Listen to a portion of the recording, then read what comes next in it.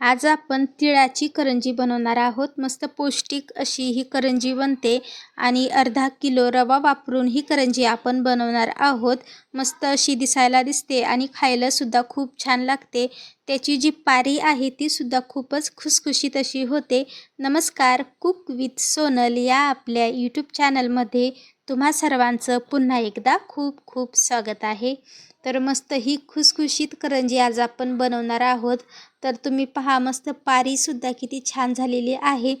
आपण हाताने जरी ती अशी कुस्करली तरी ती छान अशी कुस्करल्या जाते। अजिबात कडक नाही, वातड नाही किंवा खूप अशी लूज सुद्धा नाही। तर यातील सारण सुद्धा तुम्ही पाहू शकाल किती छान त्याला कलर आलेला आहे। तर हे सारण आपण वेगळ्या पद्धतीने बनवलंय। या पद्धतीमुळे सारण सुद्धा मस्त चवीला छान लागतं। तर ही करंजी खूप सोपी आहे आणि चवीला तर भारीच आहे। आपण रेसिपीला सुरुवात करूयात। तर करंजी बनवण्यासाठी सर्वात अगोदर आपल्याला रवा घ्यायचा आहे। मैद्यापेक्षा रव्याची करंजी कधीही उत्तमच। तर मी इथे अर्धा किलो रवा घेतलेला आहे। आपल्याला मोठा रवा घ्यायचा नाही, बारीक रवा घ्यायचा आहे। आणि रवा जर मोठा असेल तर मिक्सरच्या भांड्यामध्ये टाकून त्याला थोडा फिरवून घ्यायचा। आता रव्यामध्ये आपल्याला अर्धा चमचा मीठ टाकायचं आहे। मिठामुळे पारी छान चवीला लागते। आता आपण चमच्याने अगोदर मीठ थोडं मिक्स करून घेऊ। आता याच्यामध्ये आपल्याला अर्धी वाटी कडकडीत तुपाचं मोहन घालायचं आहे।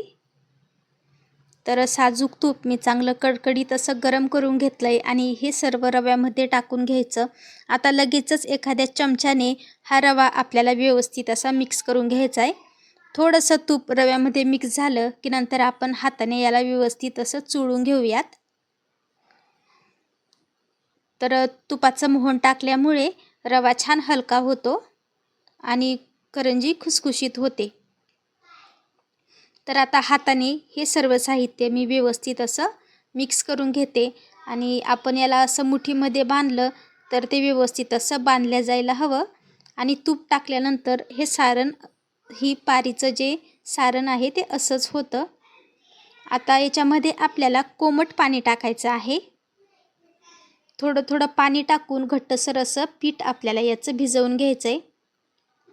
पाणी टाकताना थोडं थोडंच पाणी टाकायचं आहे। तर फक्त पाव वाटी पाणी मी आता टाकून घेतलेलं आहे आणि सुरुवातीला हे पाणी मी याच्यामध्ये मिक्स करून घेते आणि नंतर जसं लागेल तसं पाणी, थोडं थोडं पाणी याच्यामध्ये टाकत जाते। कारण रव्यामध्ये पाणी आपल्याला जास्त पडायला नको, पातळ व्हायला नको। तर असं मळत जायचं म्हणजे आपल्याला पाण्याचा अंदाज येतो। कोरडं पीठ या पिठामध्ये मिक्स करत राहायचं। अजून थोडंसं पाणी मी याच्यामध्ये टाकून घेते। तर एवढं पीठ मळण्यासाठी साधारण पाऊण वाटी पाणी आपल्याला लागेल। कारण आपण तूप याच्यामध्ये वापरले त्यामुळे पाणी थोडंसं कमीच लागतं। रवा पाणी खूप शोषून घेतो, पण तुपामुळे जास्त पाणी याच्यामध्ये लागत नाही। तर पहा, आता मी एवढ्याच पाण्यामध्ये याला व्यवस्थित असं मळून घेणार आहे। लागलं तर फक्त थोडंसं पाण्याचा हात याला लावायचा आहे, नाहीतर जास्त पाणी आता आपल्याला याच्यामध्ये टाकायचं नाही। आता एवढ्या पाण्यामध्ये व्यवस्थित असा हा रवा मळला जातोय। आता चांगलं मी याला मळून घेतलेलं आहे। अगदी कणकीप्रमाणे याला चांगलं आपल्याला मळून घ्यायचं आहे। एकदम याला चिकटपणा यायला हवा। तर आता याचा एक असा गोळा बनवून घेतलाय, पाहू शकाल थोडं घट्टसर हे पीठ आहे, खूप पातळ करायचं नाही। आणि साधारण 2 तास तरी आपल्याला हे पीठ भिजत ठेवायचं आहे। आता इथे मी तीळ घेतलेले आहेत, अर्धा किलो हे तीळ आहेत। आपण अगोदर हे तीळ आता वाटीने मोजून घेऊयात। तर एका मध्यम आकाराच्या वाटीने हे तीळ मी आता मोजून घेते। अर्धा किलो रव्यासाठी अर्धा किलोच तीळ घेतलेले आहेत, म्हणजे सारण छान असं करंजीमध्ये भरून असलं म्हणजे करंजी दिसते सुद्धा अशी गुबगुबीत आणि खायला सुद्धा मस्त लागते। तर 2 वाटी हे तीळ झाले आणि अजून 1 वाटी हे तीळ आपले भरत आहेत। तर बरोबर 3 वाटी असे हे तीळ भरलेले आहेत। आता याच्यामध्ये आपल्याला गूळ टाकून घ्यायचा आहे. हवं तर तुम्ही साखरसुद्धा यामध्ये वापरू शकता, पण तिळगुळाची करंजी पौष्टिक आहे आणि चवीलासुद्धा छान लागते. तर गुळाचा खडा मी अगोदर फोडून घेतला आणि आता फोडून घेतलेला गूळ हवं तर तुम्ही चिरूनसुद्धा घेऊ शकता. आणि आता हा आपल्याला एका त्याच वाटीने मोजून घ्यायचा आहे. तर ज्या वाटीने आपण तीळ मोजून घेतलेत त्याच वाटीने 2 वाटी आपल्याला गूळ मोजून घ्यायचा आहे. 3 वाटी तीळ आहेत, त्यासाठी 2 वाटी गूळ मी वापरत आहे. तुम्ही गोड जर थोडं कमी खात असाल तर 1.5 वाटी टाकू शकता, पण 2 वाटी जर टाकला तर मस्त करंजी खायला गोड लागते. पहा, हा 1 वाटी गूळ आता मी वाटीमध्ये असा भरून घेतला आहे आणि असाच अजून 1 वाटी भरून गूळ आपल्याला घ्यायचा आहे. तर हा गूळ आता मी एका भांड्यामध्ये टाकून घेते आणि वापस या वाटीमध्ये आपण हा गूळ भरून घेऊयात.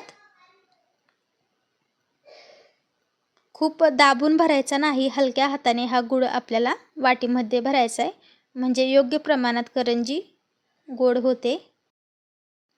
आता आपण तीळ भाजून घेऊयात. तर तिळाची कढई गॅसवरती मी ठेवून घेते आणि 3 ते 4 मिनटे हे तीळ आपल्याला व्यवस्थित असे भाजून घ्यायचेत. मध्यम आचेवर 4 मिनटामध्ये व्यवस्थित हे तीळ भाजले जातात. तर सतत मी त्याला असं मिक्स करत भाजून घेते. आता यामधून तडतड असा आवाजसुद्धा येऊ लागलेला आहे, म्हणजे तीळ आपले व्यवस्थित असे भाजत आहेत. थोडासा याला आता लालसर कलर आलाय, तर इथपर्यंत हे तीळ आपल्याला भाजायचे. थोडासा लालसर कलर यायला हवा आणि तडतड ते चांगले वाजायला हवेत. आता जास्तसुद्धा याला आपल्याला भाजायचं नाही, नाहीतर तिळाची चव जी असते ती कडसर लागते. तर पहा, मस्त हे तीळ आता भाजलेले आहेत. याच्यामधून छान असा तिळाचा खमंग वास येत आहे, म्हणजे व्यवस्थित हे तीळ आता भाजलेले आहेत. गॅस आता आपल्याला बारीक करून घ्यायचा आहे. गॅस बारीक करायचा आणि आपण जो गूळ घेतलेला आहे तो सर्व गूळ याच्यामध्ये आपण टाकून घेऊयात आणि हा आता आपल्याला या तिळामध्ये व्यवस्थित असा मिक्स करून घ्यायचा आहे. बारीक गॅसवरती फक्त अर्ध्या मिनिटासाठी तीळ आणि गूळ आपल्याला व्यवस्थित मिक्स करून घ्यायचा आहे. मोठा गॅस करायचा नाही, कारण तीळ अगोदर भाजलेले आहेत आणि आता याच्यामध्ये आपण गूळ टाकला आहे.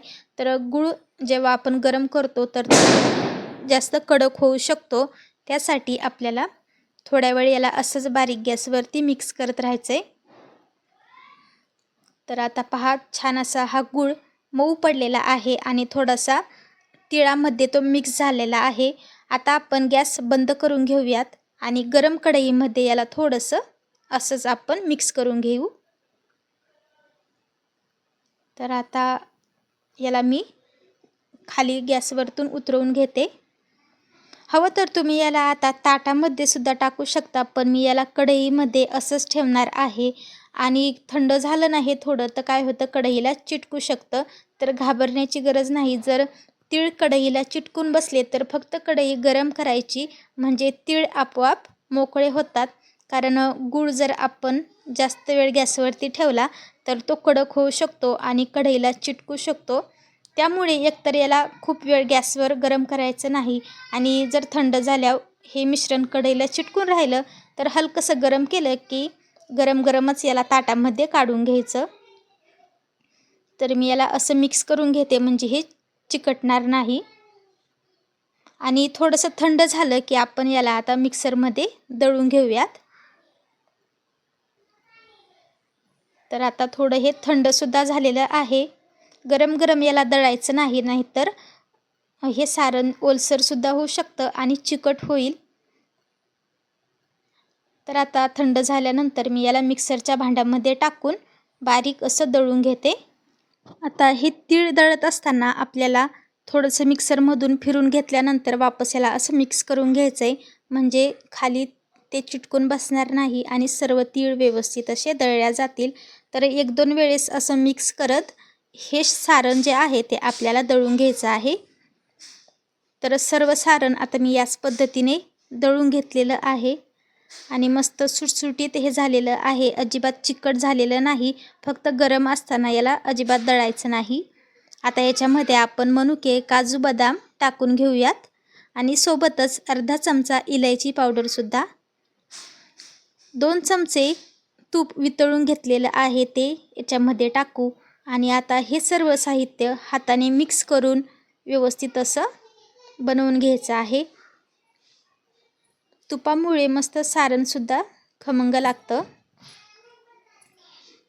तर मी आता याला व्यवस्थित असं मिक्ससुद्धा करून घेतलं आहे आणि पाहू शकाल किती छान असं हे आपलं तिळाचं सारण बनवून झालं आहे. मस्त असं सुटसुटीत झालेलं आहे, अजिबात चिकट झालेलं नाही आणि चवीलासुद्धा हे सारण खूप छान लागतं. सारण बनवून तयार झाले. आता आपण पारी करून घेऊयात. तर पारीसाठी आपण जो रवा भिजवून ठेवला होता तो आपल्याला एका अशा छोट्या ठोंब्याने व्यवस्थित असा ठेचून घ्यायचा आहे. यामुळे तो छान असा मऊ होईल. तर तुम्ही हवं तर याला छोटे छोटे याचे तुकडे करायचे आणि मिक्सरमध्ये फिरवून घ्यायचं. यामुळे ठेचण्याची गरज पडत नाही. तर मी फक्त याला थोडंसं ठेचून घेत आहे. असं सुटसुटीत करायचा आणि एकजीव हा रवा आपल्याला करून घ्यायचा आहे. आता हा रवा मी साधारण 3 तास भिजत ठेवलेला होता. तुम्ही याला दिवसभरासाठी सुद्धा भिजवत ठेवू शकता किंवा कमीत कमी 2 तास तरी हा रवा आपल्याला भिजत ठेवायचा आहे, म्हणजे करंजी याची छान होते. आता याला थोडंसं असं ठेचून घेतलं आहे. थोडंसं आपण याच्यावरती पाणी टाकूयात, फक्त आपल्या हातामध्ये मावेल एवढंच. असं शिंपडून घ्यायचं आणि याला मळून घ्यायचं.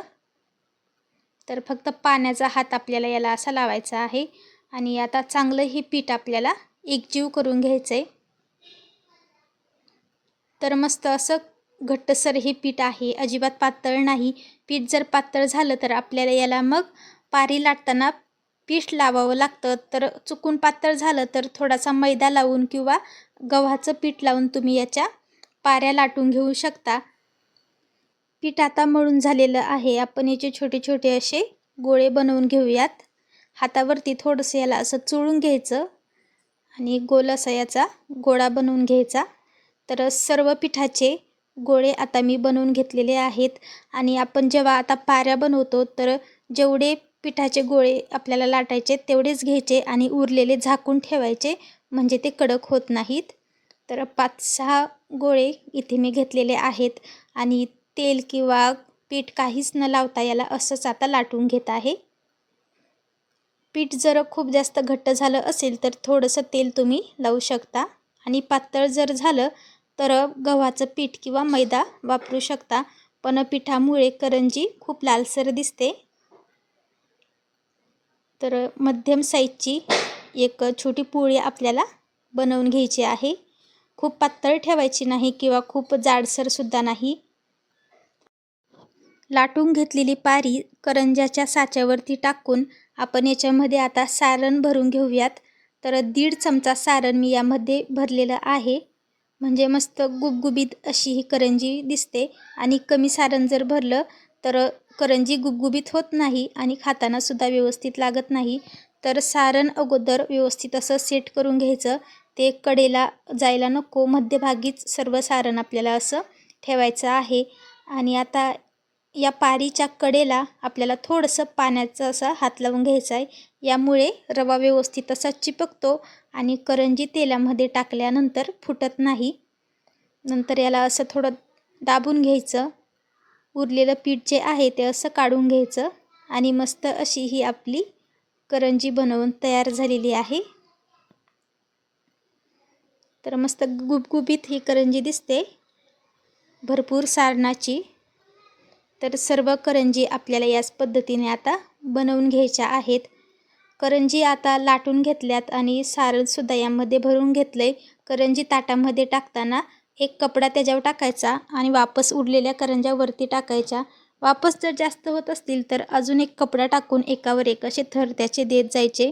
आता करंजी बनवून झाली की आपण तेलामध्ये याला तळून घेऊयात. करंजी तळताना तेल खूप जास्त गरम नसावं, कारण टाकली की लगेच ती लाल होईल. मध्यम आचेवर तेल व्यवस्थित असं गरम करून घ्यायचं आणि मध्यम आचेवरच या करंज्या आपल्याला तळून घ्यायच्या आहेत. तेलामध्ये मावतील एवढ्या करंज्या टाकून घ्यायच्या आणि एका साईडने थोड्याशा तळल्या गेल्या की दुसऱ्या बाजूने त्याला असं पलटी करायचं. थोडासा याला बदामी कलर येईपर्यंत आपल्याला तळून घ्यायच्यात. दिवाळीच्या पदार्थामध्ये सर्वात सोपा पदार्थ तळण्यासाठी कुठला असेल तर तो म्हणजे करंजी. पटकन तळल्या जाते आणि तळणं एवढं काही अवघड नाही. तर थोडा आता याला बदामी रंग असा येऊ लागलेला आहे. खूप जास्त आपल्याला याला लालसर करायच्या नाही, कारण तेलामधनं काढल्यानंतर अजून थोड्याशा त्या लालसर दिसतात आणि पारी पातळ असल्यामुळे याला जास्त वेळ तळण्याची गरजसुद्धा लागत नाही. त्यामुळे आपल्याला याला मध्यम गॅसवरतीच तळायच्यात, म्हणजे छान अशा त्या खुसखुशीत होतात. तर पहा, मस्त आता याला आपल्याला जसा रंग हवा आहे बदामी तसा आलेला आहे आणि या करंज्या आता व्यवस्थित तळल्या गेल्यात. ताटामध्ये मी याला काढून घेते.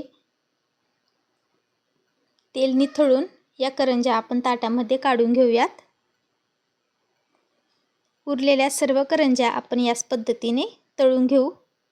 तेल जर थंड वाटलं तर थोडा मोठा गॅस करून गरम करून घ्यायचं आणि वापस गॅस मीडियम ठेवायचा, म्हणजे व्यवस्थित त्या तळल्या जातात, पटकन लाल होत नाहीत. सर्व करंज्या बनवून तयार झालेल्या आहेत. एवढ्या प्रमाणामध्ये 40 ते 45 करंज्या तयार होतात, मस्त खुसखुशीत आणि पौष्टिकसुद्धा. तुम्हाला ही रेसिपी आवडली असेल तर लाईक करा, शेअर करा. चॅनलवर जर नवीन असाल तर सबस्क्राईब करायला विसरू नका. पुन्हा भेटणार आहोत अशाच साध्या, सोप्या आणि चमचमीत रेसिपींसोबत. तोपर्यंत बाय बाय.